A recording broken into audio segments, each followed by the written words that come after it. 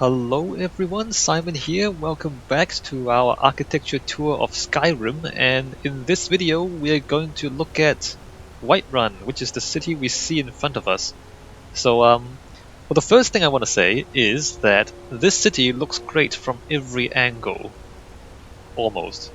Although I don't know if I want to prove it to you, because to do so would require me to run around the city, and it might take a long time. Maybe I'll do that later. So this is the first city that most people will find when they play the game. Obviously, if you follow the main quest from the start of the game, you come down the path from Riverwood, like we did in the last video, and you arrive here. And this is well, this is not really Whiterun. Whiterun's the city itself. So there's a few farms and a few buildings out here. There's a brewery here, and then there's a few farms. It's really this is really the only city. Although no, we'll get to that later on. Just keep in mind that there are a few farms here. And this is not... Well, maybe I do need to talk about the other cities. Or the other games, at least. So if you've played Morrowind and Oblivion, you might remember that a lot of those cities, they were very contained. Like there'll be... There's a city and there's buildings, but there's seldom farms, although there were farms in Morrowind. I guess there were farms, but not like this. So this sort of thing, it suggests that there's there's the city itself, there's the city walls, and then there's a kind of extended area outside the city as well. And Whiterun, you'll notice, sits in a plains area surrounded by mountains. There's mountains over there, there's mountains over there. So there's like a plains area in the middle of a bunch of mountains, and then like in the middle there's a smaller hill, and then there's a city on the hill. So it sticks out from a long distance away, and then there's a few farms around it as well. So it looks like a proper city. It looks like a proper walled city with farms outside to provide food for the city. And it just feels right. So let me walk up to the path is here. Let me just walk up to the city and discuss the city walls. So these walls, well, from a distance you can kind of see they're kind of crumbling, and then there's wooden guard towers on top of them. Even that, and you see how there's like a crumbling, well, there's a broken down tower out here as well. So already the architecture tells you a little bit about the history of this place, right? Because the fact that the stone walls are there, but they're also kind of half broken. And then on top of the stone walls, there's wooden structures to kind of take the place of the stone walls that have fallen down. So if you're not all that familiar with, and you can see it here too, like all these kind of walls, these little stone walls down here, and then the wooden stuff on top. So if you're not familiar with your architecture, I should inform you first of all that stone is more expensive than wood.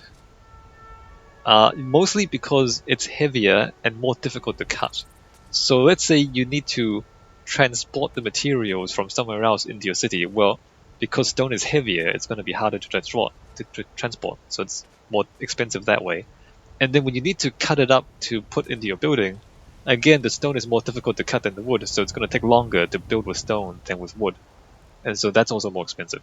And so it's just because it's heavier and it's tougher, building stuff out of stone is more expensive than building stuff out of wood. So when you see a city wall like this, you see a wall that's kind of half crumbled down, and then wooden stuff replacing the stuff that's crumbled down, it means that this city used to be more prosperous. There used to be more money in this city, because you need money to be able to afford to build the walls. And then the fact that the walls are half crumbling means that it's been a long time since there's been a lot of money in the city, so they can't afford to maintain the stone walls. But they can afford to put wooden structures on top of the stone walls to kind of repair them a little bit. So you can kind of, just looking at this, if you understand architecture and you understand how this sort of stuff works, you can tell that the city used to be really rich, and then it went through a period of decline and poverty, and now it maybe is on the rise again with the return of the timber structures. So just reading the architecture like this, you can see that there's implied history here. And like you see these walls, again, like the stone walls exist, but they're kind of half broken, so this is kind of tumbled down. And this might used to be a building here, but the building's gone and there's only the foundations left, and they're kind of farming in the foundations, as it were. So all of this suggests to you that there used to be a bigger city here, but that's gone. And that actually does fit with the lore of the game as well. If you actually kind of read the lore books in the game, it does talk about how since the collapse of the Empire, I don't want to go into lore too much, but since the collapse of the Empire, the various parts of Tamriel hasn't done all that well, and there's been a general decline in the prosperity of the entire world, basically, since the Oblivion Crisis and the Emperor died. So there's all that. So all this, so all the architecture fits the history, and this is important in terms of the quality of the storytelling, right? So I just want to walk out here for a little bit. I'm gonna leave the city for a while. We'll walk up to the city soon. So I was saying that the city looks good from every angle. I just want to try and prove that to you. Well, it's not quite as good from this angle. It's better from the other angle. So you can kind of tell already that the city looks best from where we started the video. That's like the concept art. That's like the screenshot that Bethesda wants to sell. So as we kind of go around here, you can see that the city is less appealing. That's just the look of it. But the thing about Whiterun, and this is in contrast to the other cities that we'll see later on, is that Whiterun, it looks kind of the same from every angle because it's sitting on a hill. So there's so from every angle there's the plains in front, and then there's the city walls, and then there's the castle at the top. So no matter where you stand, it's pretty much the same thing, and so it always looks kind of similar, and it always looks recognizable no matter where you are, or like no matter where you approach the city from. Like we're out in the wilderness now, like there's no paths here, right? So even from out here, like it's still really recognizable, especially like that castle there. It's recognizable from every angle, and there's always the walls and the hill and the castle. So this is important, and I just wanted you to keep this in mind for the next few videos. This is gonna. Oh, I'll remind you. I'm just trying to get you to remember this point for like several days. So I'll remind you when we get to this. But just remember that Whiterun looks kind of the same from every angle. And if you want an example of something like this, if you think about Mount Fuji in Japan, like every photo and every painting of Mount Fuji looks kind of the same. It's because the shape of it is like that. It's like a giant cone that looks the same from every angle. And so Mount Fuji is very distinctive because you look at it, so no matter where you look at it from, it's the same, pretty much the same shape. Whereas some other things aren't symmetrical like that, and so therefore they look different from different parts, and so they're less distinctive. So Whiterun is not completely symmetrical, but it's symmetrical enough that it's distinctive and it's recognizable from every angle. So now we approach the city, right? And so the path comes up here. Let me just get back on the path. The path comes up here. There's a stable at the front, which is logical. You know, you put your horse, you stable your horse in the stable, and then you approach on foot. So let me just walk up here and just notice this. So the city proper is to the right of us. The path comes up here through a gate, across a bridge, in between a bunch of towers and broken walls. It turns back around into a second gate with a moat in front, and then between more walls, and then the actual proper gate of the city. And this is like the most convoluted thing you can think of, right? Instead of the path just coming straight up to the city gates, like you would think, why would you just not have the path? Why would you do this? Why, like the path is there. Why don't you just have the path come up to the city gate and that's it? Well, this happens in some real world cities too. It's because the whole point of the city walls is to withstand a siege. So in the case of the city being invaded by some enemy armies, you need to defend the city. And so when you have your entrance arranged like this, the attacking army, if they want to attack the front gates, they have to come down here. They have to break that gate first of all, if there's a gate there. And you have soldiers up here shooting arrows at them and throwing rocks at them, and I guess saying mean things to them as well.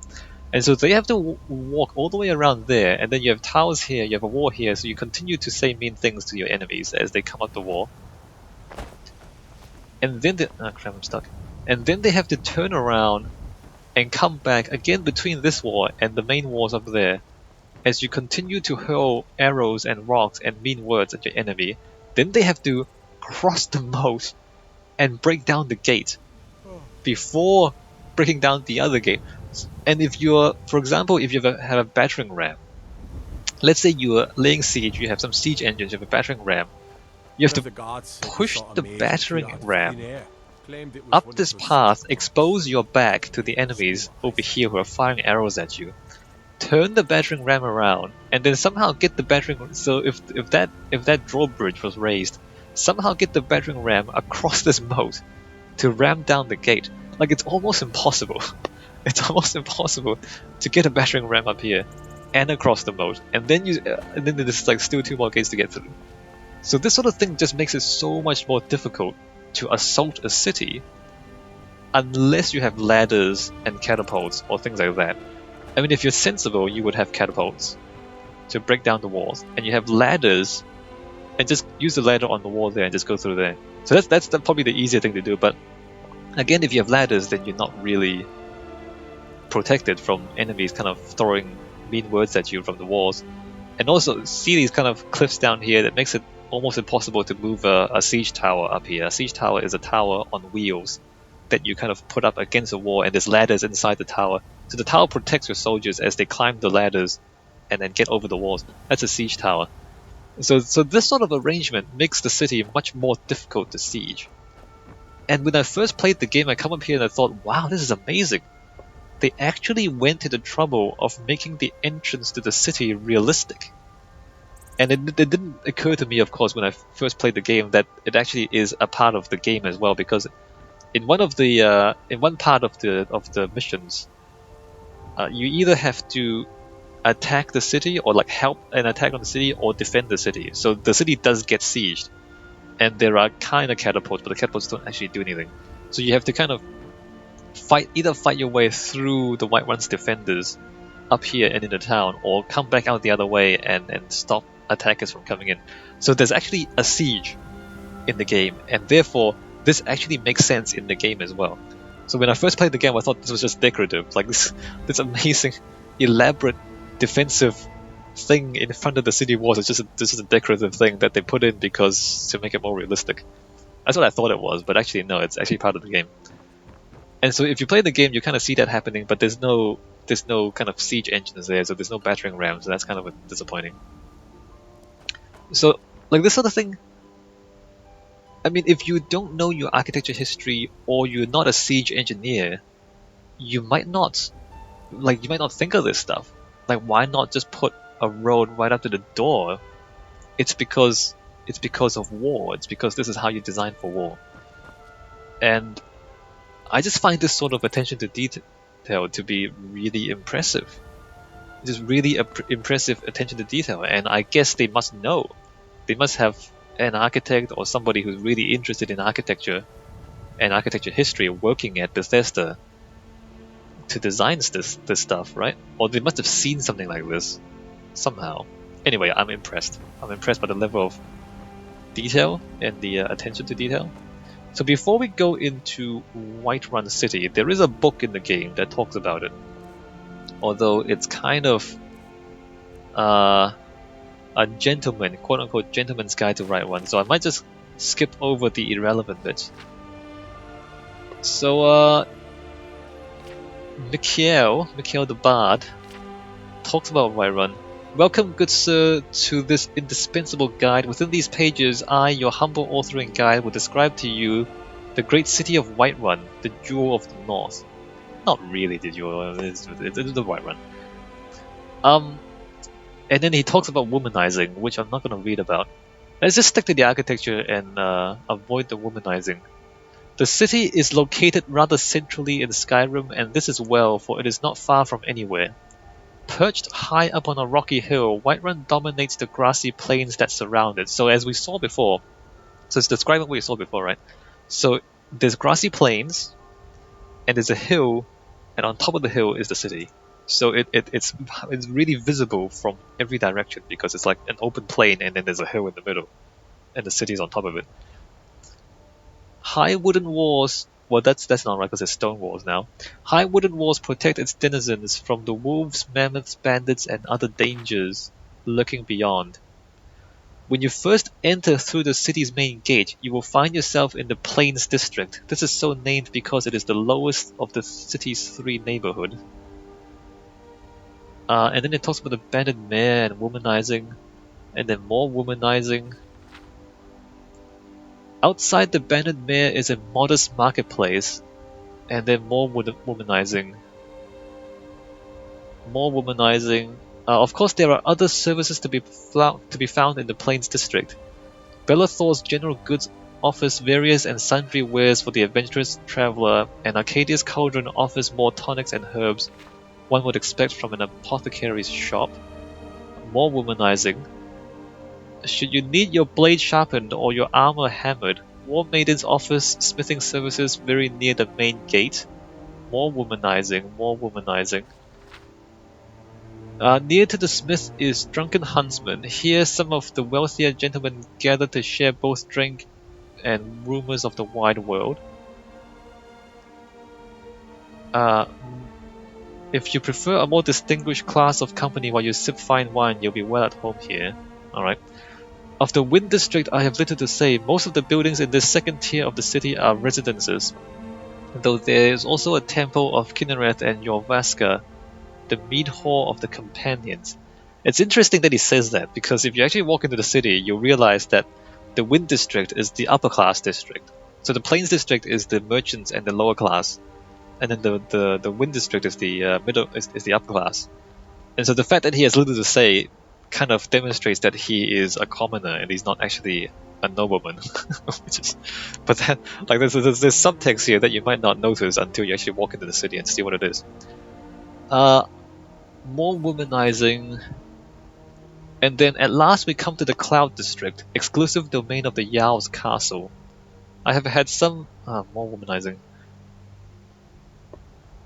And then there's a jail. As for the Jarl and his court, take pains to avoid them. I find that they lack any sense of humor or appreciation for the imperial culture. Besides which, they are all wealthy men and so must be viewed as your most serious competitors. More womanizing. More womanizing. So mostly it's womanizing, but he does say a few things about the city. So let's go inside and then let's see what he talked about. So the city, as he said, let me just kind of summarize the important parts. So it's 3 tiers. There's the Plains District where we are now. Let me just wait until daytime, just to make sure we have light. There's Plains District, the Wind District, and the Cloud District. So it's like the Plains, Wind, and Cloud. So at the bottom, curiously enough, there's a bridge right at the city gates. Not sure how this works. Usually the moat will be on the outside of the walls, right? But this one is on the inside. This is kind of interesting. So the guardhouse is next to the city walls, which is very practical, because you want your soldiers to be on hand if anyone invades. Yes. Also next to the gate is the smith, War Maidens. So the blacksmith and Drunken Huntsman is they sell bows, and I guess they also, let me just go inside. I think it's also supposed to be a tavern, but I don't remember them selling any food or mead. Oh, I guess it is a tavern too. So they sell bows and mead. Is that supposed to be a joke? They sell weapons and alcohol. I think it's supposed to be like a joke. It's because it's a bad idea, right? to be drunk and to handle bows at the same time. So the main road of the city leads you through. So this is your residence. If you can buy a home in the city if you want. Breeze Home is your home. And then it leads you past 2 shops into more shops. So this is the market district of the city. There's a well. And wells are important because in a lot of old cities, wells are the source of water, right? Even though actually no. In this city there's water everywhere. So if this city wasn't filled with water everywhere like that, then the well would be where everyone comes to get water. And because everyone comes to the well to get water, it will be a busy part of the city, and because it's a busy part of the city, it makes sense to put all your shops here, right? Because if all the people are there, then you want to do business there because that's where all the money is too. And so then you want to sell stuff to people, therefore you go to where the people are. So does that make sense? So the well is also where the market is because that's where all the business is. And there's general goods, there's the apothecary, and then there's the tavern here. We won't go inside the buildings yet. So the main road comes to the shopping district and then it goes up to the next tier. Although, let's not forget back here, there are a few smaller houses, although a lot of empty areas. Not sure how I feel about this. I mean, on the one hand, we might say that, well, the fact that there's so much empty space inside the city walls means that the city must have been depopulated, because usually in the real world, the problem with city walls is that once you build the walls, you have to fit everybody inside the walls to protect them. And as cities grow, like the stuff inside the walls get more and more crowded. And eventually, either you have to build outside the walls because there's no more room inside to live, or you have to expand the walls so that more people can live inside protected city, right?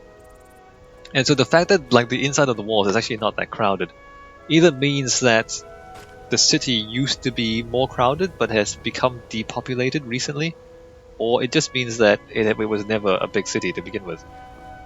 I think the first explanation should fit the story better, because this was a bigger city that's been depopulated, as suggested by the city walls, if you remember. We talked about that.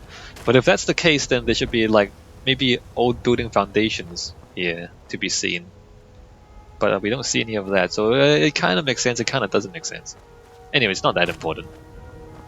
So like these, you can kind of tell these are the poorest houses, right? The thatch roof, or like the grass roofs isn't even complete.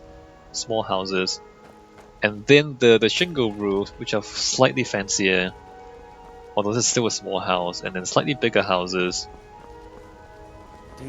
And you know, up here, slightly wealthier with the decorations.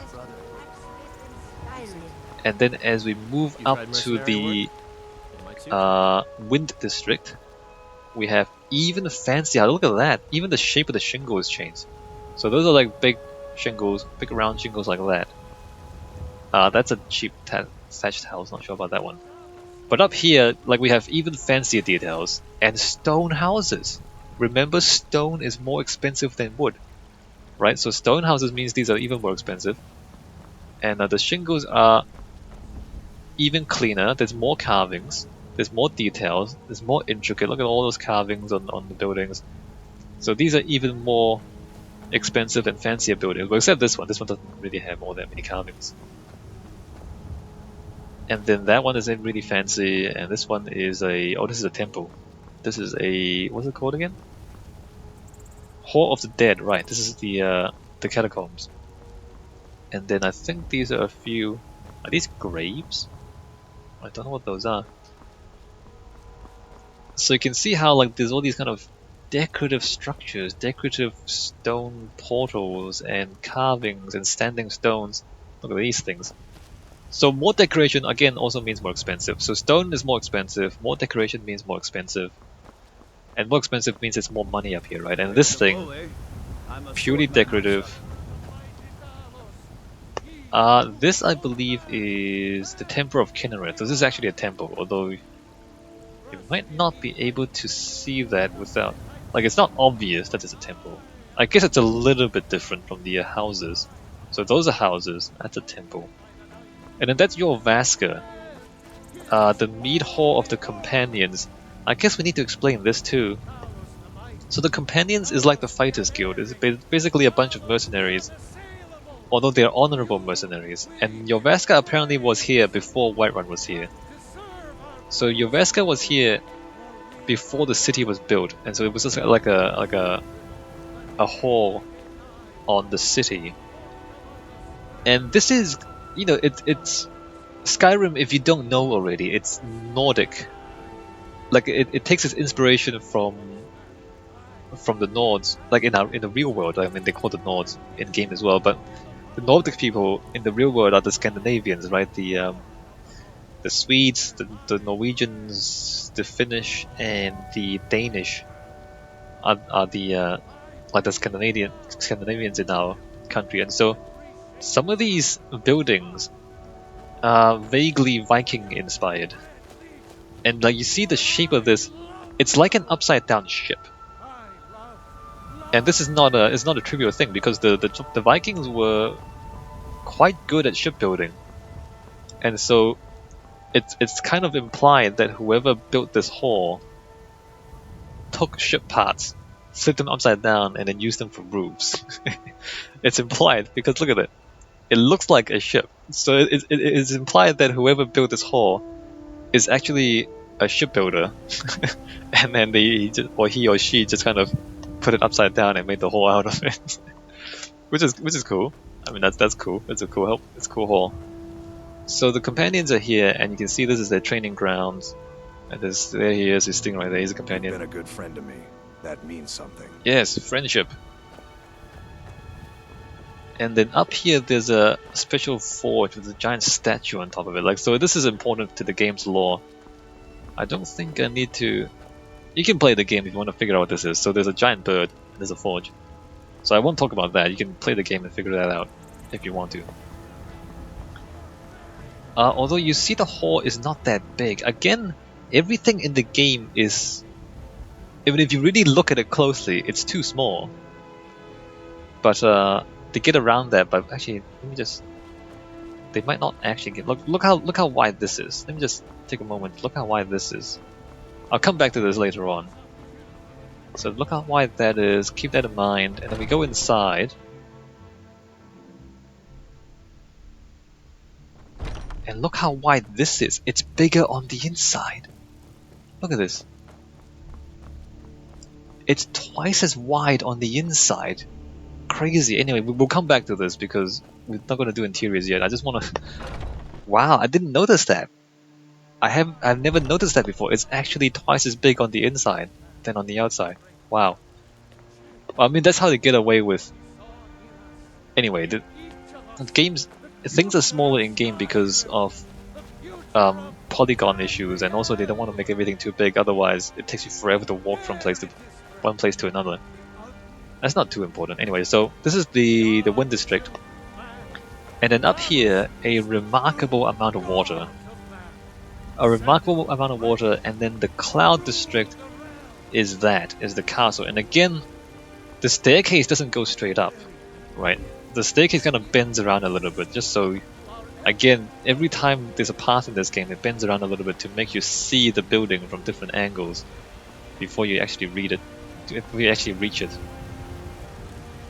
I mean, I guess it's more interesting. It's slightly more interesting than just having a staircase going straight up. Wow, look at that! Impressive, impressive. Fear not, the dragon or giant will be ready. And look at all the decoration. Look at how much decoration there is here. And again, oh, it's the stone back there too. So it's a wooden castle in front. The front half is wood, and then the back half is stone. Okay, that's interesting. Huh. That's a little bit strange, actually, the way that is. When you kind of see two different materials like this, it's often the case that one was built before the other. But I can't really tell. Was that there before this? Was this here before that? I can't really tell. Usually when there's like clearly two different styles, it's because it's built in two different times. Maybe the stone part is supposed to be here first, and then the wooden stuff was added later on. But then the stone stuff is... It's also like, you see how clean that is, whereas the city walls run down and broken and decayed. The stone castle is almost pristine, or at least very well maintained. So that's incongruous in that way. Or maybe the Jarl just, keeps all the money to himself instead of repairing the walls. Just spends it on the maintenance of the castle. Still, look at that, very interesting, very intricate. And there are wooden castles in the real world as well. If you want to look it up in if you need potions, in you should try Google, Arcadia's Cauldron. wooden castles. So let's go inside. So let's look into the interiors of the buildings. And we'll start at the top and then we'll come back down to the city. Dragon Reach is the name of this castle. And look at this grand entryway. Look how big this is. Hey, look how tall this is too. Very impressive. Extremely impressive and completely a complete waste of money. Like, I mean, the big empty space, aside from impressing you, it doesn't really serve any practical function, is what I'm trying to say. I mean, it's very impressive, but it's a lot of money to spend on being impressive. I do understand it's a video game, so in a video game, obviously the game designers can make whatever they like. But in the real world, if you see something like this, like every time you see a building, you can figure out more or less how much money it cost, or at least how much time it took somebody to build the thing, right? And so you look at a small building, a small rough building, it's obviously a lot cheaper than a big giant wooden castle like this with carvings everywhere and like really tall ceilings. So, I mean, this implies there's a lot of money in this city. You know, the Yao has a lot of money because it takes a lot of money to maintain a giant castle like this. But the rest of the city doesn't seem all that well maintained. And this is actually incongruous with the story of the game because in the game, the Yao seems like a pretty nice guy. In the game, the game never talks about the Yao, you know, taxing the people heavily or being kind of greedy with money or anything like that. The Yao seems like a genuinely nice guy. So I'm not sure if this actually fits the story all that well, although, you know, we have to say that this is very impressive. Like if you're playing a video game and if you're not thinking about the fictional economics of Skyrim, then you might just say, well, this is impressive, it is cool, it looks cool. And it does look cool. I'm not too sure if, I'm just not sure if the fictional economics actually pan out. So lords and kings and yaos, both in game and in the real world, often will have a giant hall like this, if only to impress visitors. I mean, looks are important. It's when I say it like that, it seems a little silly, but you know, a lot of emperors and a lot of kings would just have a giant hall, a giant audience hall, to impress the people who come here. And it's not, you know, it's not just for ego or anything. It's sometimes you need to demonstrate your power to people by saying, hey, this is how much money I have, all right? So don't mess with me, or I'm going to, or you know, I have the strength to whatever. Like if you try and invade my country, I have this much money, and I can deal with you. So it's that sort of thing. It's not like the expression of power is not just about ego, although a lot of it is about ego, but it's also about. Absurd that you can't cook good sweet rolls in the skeever hole of a city. What the lady? Anyway. So what was I saying? Yeah, so the expression of power is not just about ego, but also to kind of dissuade other people from thinking you're weak and therefore invading you or attacking you or something like that. So here, this giant hall, very impressive. And in fact, like 50% of the castle is dedicated to this giant hall, which is a little bit absurd if you think about it. But maybe that's how important it is. Maybe that's how important appearances are. So there he is, a Yao sitting there, slouching. We won't talk to him. So let me just walk through the castle. So over here there's a kitchen. Even the kitchen is pristine and really beautiful. I don't know about this. I don't think Whiterun should have this much money. I think they just made this look as impressive as possible. And it doesn't really fit into the story. Like if later on we'll go to the other castles and the other palaces, and the economics really don't match up, I think. So the servants' quarters are down here, if you're wondering. I mean there. So okay. So the servants' quarters in the castle is like some of the upper class homes. So just keep this in mind, and then we'll go down to the homes later on, and you'll see it. And then on the other side of the hall, is where the court wizard resides. And there's his enchanting stuff and magic stuff. And there's his bed. That's strange. Okay, the wall doesn't go to the roof. Alright, that's fine. So this is kind of nice. It's not too bad. And then he also has a library and an office. Alright, so this is the wizard's office and quarters. There's the throne. You know the Whispering Lady, And then don't you? back here, there's a war room. Which I guess this is where... I mean, usually a war room would have a seat, a table and a seat where people can sit down and discuss things. But this one is just an open space. And this is partly because, again, if you've played the game, then you know that at some point in the mission you run through here and people talk and then people run around a bit, and so I guess they don't want the furniture to interfere with people running around in panic.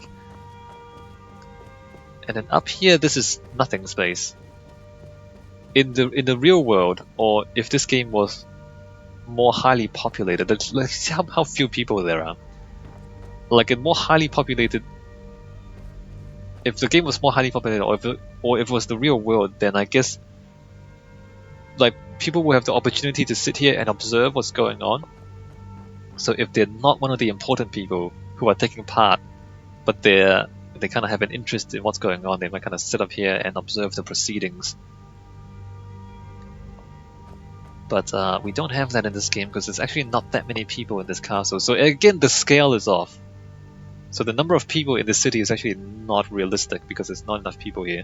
Again, limitations in technology and computer processing power. So in a real castle like this, there'd be, I guess there'd be up to 100 people living and working here, maybe, of this size. So the Yao's quarters on this side. These are the bedrooms of the Yao and his family. So now we're in the stone part of the castle. Wait a minute, does this actually match up? I'm not sure. So this is stone. And the way this staircase is set up is a little bit strange. So this is like the Yao's quarters. This goes down to the servants' quarters, I think. Let me double check. Alright, this is like servants' quarters. Servants' quarters. That's more servants' quarters. Because the staircase seems to imply that there should be something really important up here, but it's only the bedrooms. I'm just saying that this staircase seems fancier than is necessary. I'm not sure about that one. And the way it's symmetrical this way would suggest that there's something important there, but there isn't anything important there. There is something important here, which is the Yao's bedroom. Anyway, I'm not sure if all that makes much sense. We can kind of... There's a balcony here. Let me just go up to the balcony and look back down to the city.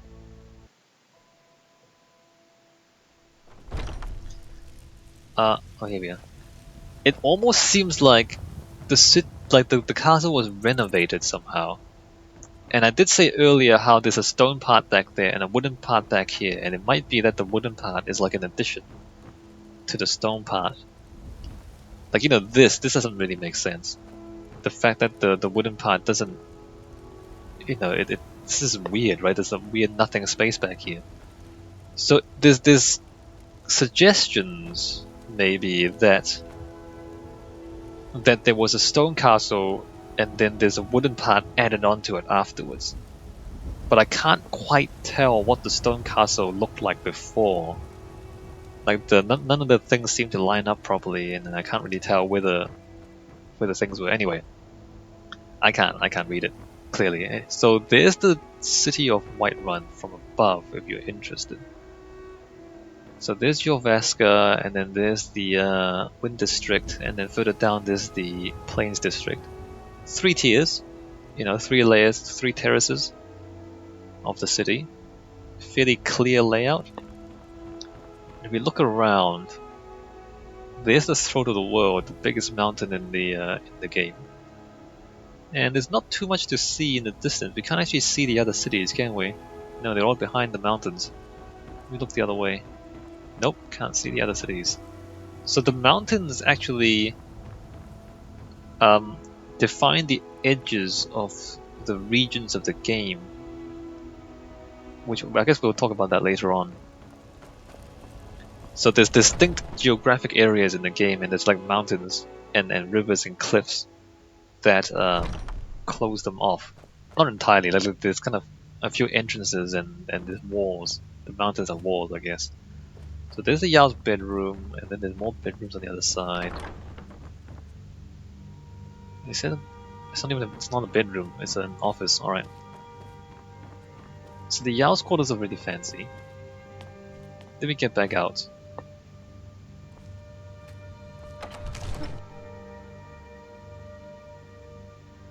You know, now that I think about it, I think this castle is too big. I know it's meant to be impressive, but I think it's too big. In the sense that it doesn't match the story, and it doesn't quite match. You're that one from the college. Heard Yeah, about yeah, you. yeah. It doesn't quite match the story, and it doesn't quite match the other cities in the game. Although there is this, and this does have to be this big. I don't know. I won't spoil anything if you haven't played the game before, but this part is important to the story, and it doesn't actually need to be this big. So this is the stone part of the castle, right? So we're seeing the other side of the stone part of the castle, and we see this kind of giant opening at the top here, and we can kind of look out. Maybe I shouldn't jump. Oh, never mind. There's an invisible wall here. You can't actually jump over it. Ha! You can't jump out even if you wanted to. Alright, so we're looking north, and we can't actually see any of the other cities, but that's fine.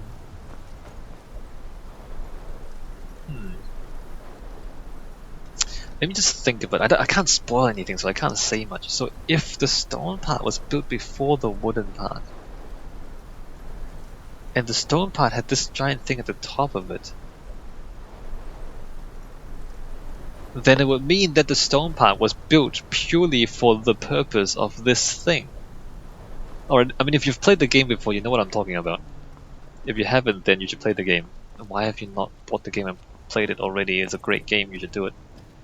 So, okay. So maybe the stone part wasn't actually a castle. It was, well, it was a... It's kind of a fort. Oh no, it's a castle. The stone is a castle, but not a palace. Maybe it's that. Maybe it's the case that the stone part is the castle, but the wooden part is the palace. And this thing was a castle before it was a palace. And the distinction, like a castle is a military thing that you know it stands firm against enemy attacks, whereas a palace is a pretty place for rich people to live in. So this part is all living quarters, and a great hall, I guess. So it's living quarters is the wooden part, and then the stone part is the castle. Okay, I think I get it. I think I get it. It does kind of make sense. So if you imagine it used to be a castle, and then the palace part was added afterwards. Yeah, I still think that's way too big. If you go once later on in later videos, we'll go to other cities and you'll see why the scale is off here. But this is the first city you come to in the game, and I guess the city that you spend the most time in if you play through the main quest. So I guess they just want to make this impressive. About the water, this doesn't really make sense. The fact that the water flows out of the mountain like this. I mean, there are springs, but the water has to come from somewhere, and usually the springs will appear in valleys or on the sides of the mountains. So the water would be flowing down the mountain, it'll go underground, and then it'll reappear above ground at the side of the mountain.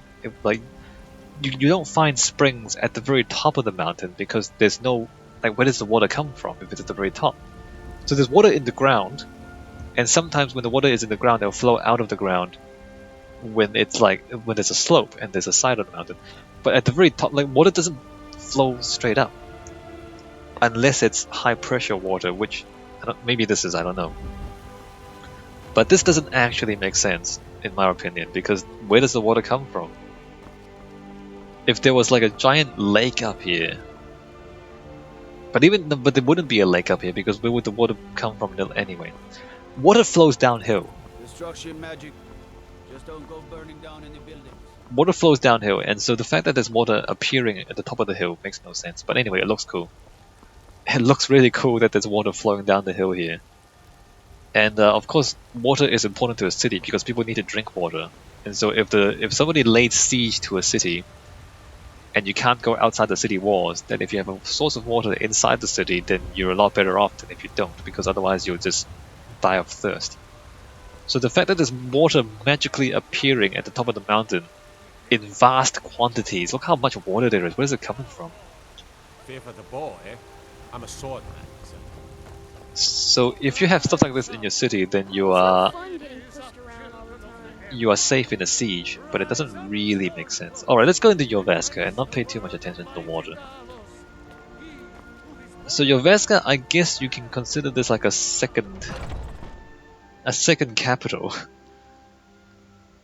Jorvaska was here before the city was here.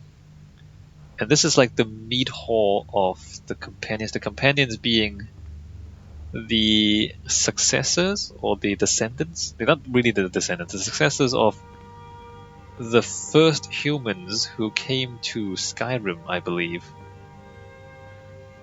Again, lore, I won't get into that too much, but let's just say there's a lot of history and a lot of fighting in that history. The hall itself, it's just a feasting hall with a huge fire. If you want to like roast a bear or something, there's a big enough fire for that. On one side there's a room, and on the other side the staircase is down. And this is where it gets a little bit strange because they excavated this underground. I don't know how historically accurate this would be. So the hall itself makes sense. The fact that they live underground underneath the hall, I'm not sure this makes sense. Anyway, they do. And so above ground is the favorite drinking buddy. okay, no, Let's you get give some me yourself. Above ground there's the hall, and then down here there's beds. There's beds. Living areas down here. And then more rooms on the other side. So the companions, they're more like they're a fighters guild more than a military, so it's not really barracks. And also look at these fancy carpets. So they do have money, the companions. So there's more bedrooms, a lot of furnishings. So they're not poor, right? There's a lot of furnishings. So the Harbinger gets this room. Alright, very good, very fancy. And then, well, maybe it does make sense. So there's a timber framing above us. So I guess they dug a pit in the ground, built the bedrooms underneath, and then they put a ceiling there, and then they put the meat hall on top. I guess that's what's supposed to have happened. It seems quite elaborate though, because look, building underground is much more complicated than building on the ground. So a far less expensive and far less complicated way to do this would be just to build a meat hall and then build a bunch of houses around it. You know what I mean? Instead of digging underneath the meat hall and living underneath it, you just kind of build some houses around it and live in the houses. I mean, this is impressive, but not sure it makes sense. I don't know, it's kind of cool. It's kind of cool. And I suppose it's easier to defend if your living quarters are under the meat hall, like the hall itself is like a fortress. And then maybe it's that? I don't know. Alright, so there's Jorvaska. It is the only building that has that shape in the entire game, so it's a unique building. I should probably say that too. So in this game, and in a lot of games, some things are unique and some things are copy and pasted. So it's a trade-off between how much time you want to put into the game, right? Because you have a limited budget and you have a deadline to meet. So you can't make every single thing unique because it takes too long. And so you focus on the important stuff, you make that stuff unique, and then other stuff you copy and paste. So that's an important concept to keep in mind, because as we play the game, as we go through the game, you see kind of what's copy and pasted and what's unique. So Dragon Reach is unique. Your Vaska is unique, and then the Temple of Kinnereth is unique. This house is copy and pasted. Even inside the city, you can see like this is the third copy of it. Back down in the Plains District, behind those buildings, there were two more. That one, see that one is a copy and paste of that one. So these are not important buildings, for example. This one is kind of unique, although some parts I think are copied. So if we look at that and we look at that, oh, it's similar. It's not the same. So some components are copied. So like that thing there and that thing there is very similar, and then that thing there and that is that the same? No, it's not quite the same. Slightly different, but half copy and pasted. So the actual shape of it is not identical, but it shares the same windows, for example, as it shares some of the same bits and pieces. The roof is kind of like that roof there, and that roof there is kind of copy and pasted, and that roof there kind of similar. So these buildings are kind of important, not as important. And so these businesses, but like when you copy and paste like this, everything seems a lot more similar, right? And so it's less unique, less distinctive. Whereas those buildings there are truly distinctive, truly unique. Maybe come inside one of these rich houses, and we can see. Let's just look at the furnishings. Glad you're here in the city and not out in Riverwood. Dude, shut up. Those poor sods don't even have a wall. So we have dining. We have a central hearth. This sort of thing is more common in old houses. So the hearth obviously provides warmth and heat and light at nighttime as well, and it's also the cooking fire. I'm just trying to think of all the variations of this. A lot of old buildings are like this in different parts of the world, like in Japan, obviously in Scandinavia, in Europe. The central hearth is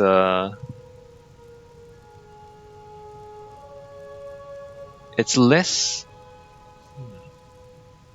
So this is before chimneys were invented. And although this looks really good, what happens though is that in the real world, as you cook over the fire, all the smoke and all the fumes and all the oil kind of ruins your house, and it ruins your health as well, because like this is quite toxic.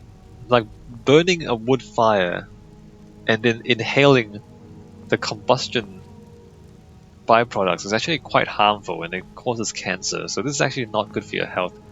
And so later in history, and by later I mean in the real world, like later on, people invented chimneys which directed the smoke out of the house, and so then the people inside the house didn't have to breathe in the cancer-causing fumes.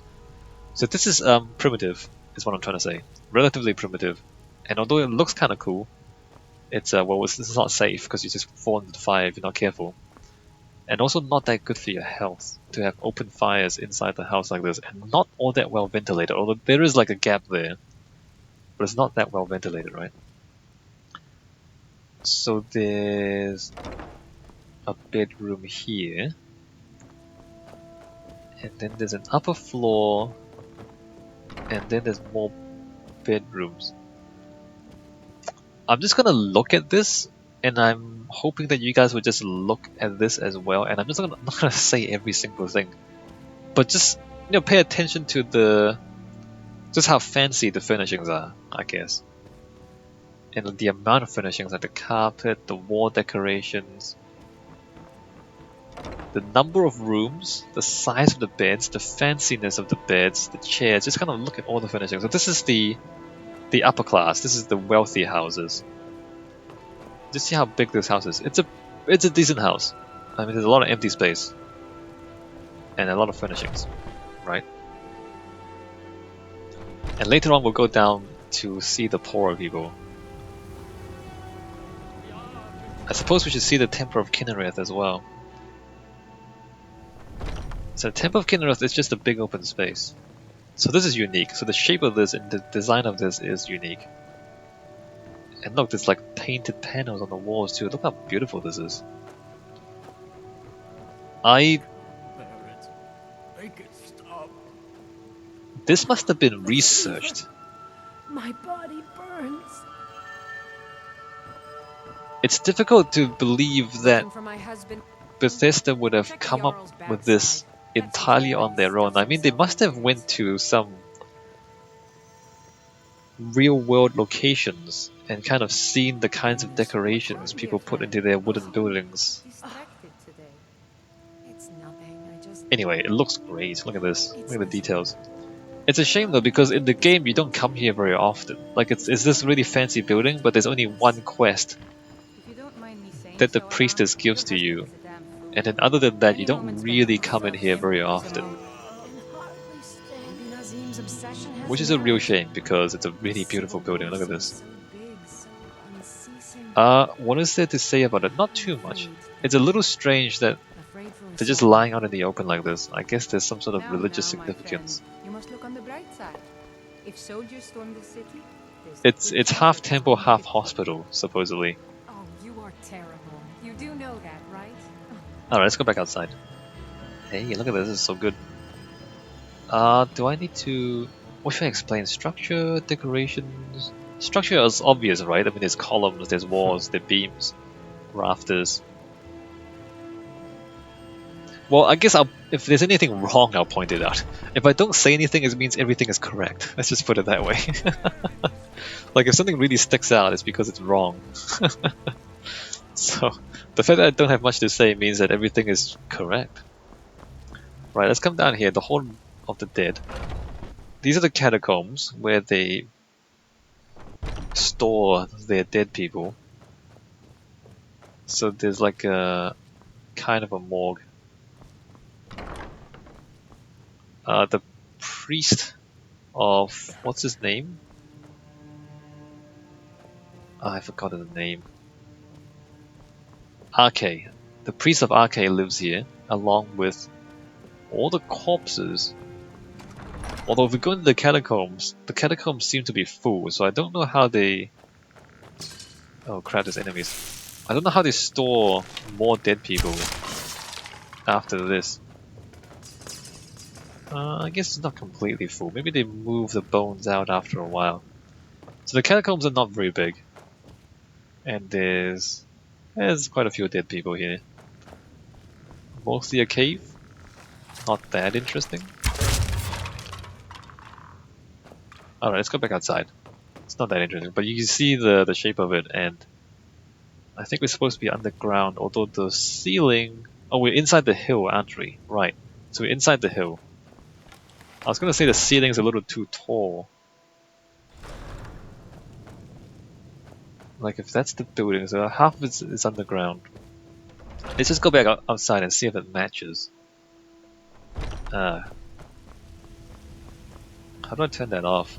Anyway. Actually, no it's not, because this is on the city walls, right? And behind the city walls is the outside?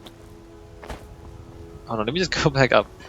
I don't think this actually matches, because there was like a big underground cave behind the Temple of Arche. But then behind the Temple of Arche on this side, isn't it just the outside of the city walls? Let me just come over here and have a look. Yeah, look at this, look at this. Oh, damn, I can't get up there. Temple of Arche. And it's just the city walls, just the outside of the walls, there's no hill there. Ooh, hey, look. Look, there's the Temple of Arche. It butts onto the city walls. And then it's just the outside of the walls. Alright, so there's actually not enough room. See, now that there's something wrong, I'm gonna talk a lot about it. I didn't say anything before about the stuff that's correct. So you go downstairs, but the catacombs is pretty much as tall as this building, except it goes out that way quite a bit. Yeah, no. So there's not quite enough space here to fit that in. If we go up deeper, maybe if the staircase went down further, or if the staircase went back the other way and we kind of put the catacombs underneath the ground here, that might make sense. But I never noticed that, you know? I've played this game for hundreds of hours, and this is the first time I've noticed it. And it's only because I'm recording this video and analyzing the architecture more closely that I see that. Damn those gray main stores. So maybe it doesn't matter. I mean, I never noticed, so who cares, right? So now that we're back down here, let's go into the... wrong button. Let's go back into the tavern and have a look at this. So we went from the palace, which is kind of too big, Let me know if you need and then we anything. went Take a to seat by the fire and I'll send rich someone over. houses, which are quite impressive, but not. And then the temple is quite nice. And so now this is the Plains district, the commoners area, and you can see how look the floorboards are half broken. The rugs are less colorful and less fancy. There's fewer decoration on the wall. Can you see that? Do you see how the floor is broken? So these really subtle details, and I suppose you notice some of it. I'm glad I ran into you. I was wondering if you... And I think there's fewer carvings on the columns and things too. There's a few carvings. So we like as we go I don't know. If you down see what's in wrong, the wealth of the people, we can see that there's also less detail and less decoration in the architecture, right? So like there's a hearth here, but oh, this is pretty much the same, size. And this is a tavern, so there's a lot of people in here, but we can also notice that there's a higher density of people as well. So even though this building For Bellathorn. is still rather large, there's more people in it, and therefore, you know, because only like the richer you are, the more empty space you can afford, right? And so like these tavern rooms, these hotel rooms, you can see like the walls are a bit, you know, broken and cracked, and these spaces are not all that open, and the beds are not as fancy, and the cupboards are also not as smooth. And is that the outside? Is that the sky outside? Wow. Isn't that drafty when it's open like that? So yeah, so you can see that the wealth has a visible impact on the architecture and on the furnishings inside the buildings, I ain't done nothing. right? And so the fact that this is mostly correct is very impressive. That because they think about this. Like it's not just them saying, okay, well, the city has 3 tiers, there's poor people, there's rich people, there's the palace. But they actually kind of think about, okay, what does that mean? It means that the furnishings are less expensive. It means that like the bed is less fancy. You know, the other house, the bed had this kind of frame around it, and this one doesn't. The walls are cracked. Like they make kind of 3 versions of it. You know, a poorer version of the walls, and poorer versions of the furniture, and a poorer version of all the textures.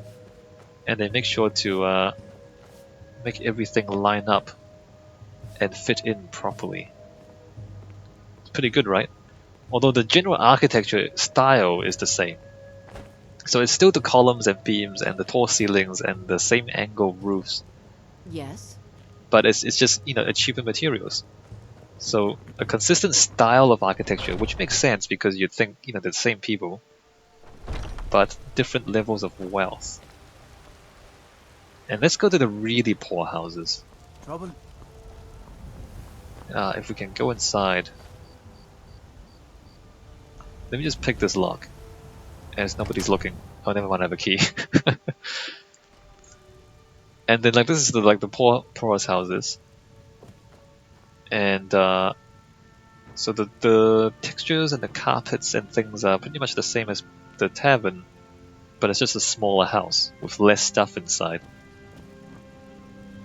Alright, and that's it.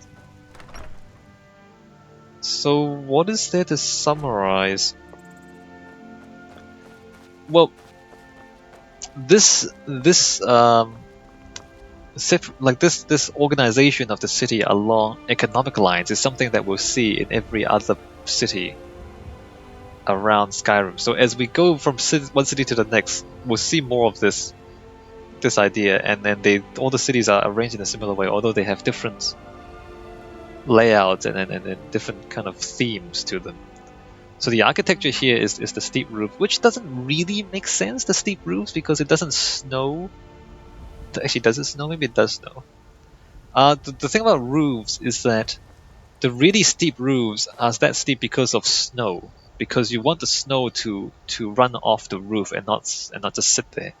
So if you have flat roofs and you have a pile, like when it snows, then all the snow just piles up on the roof, and eventually there's so much snow on the roof that the whole building collapses.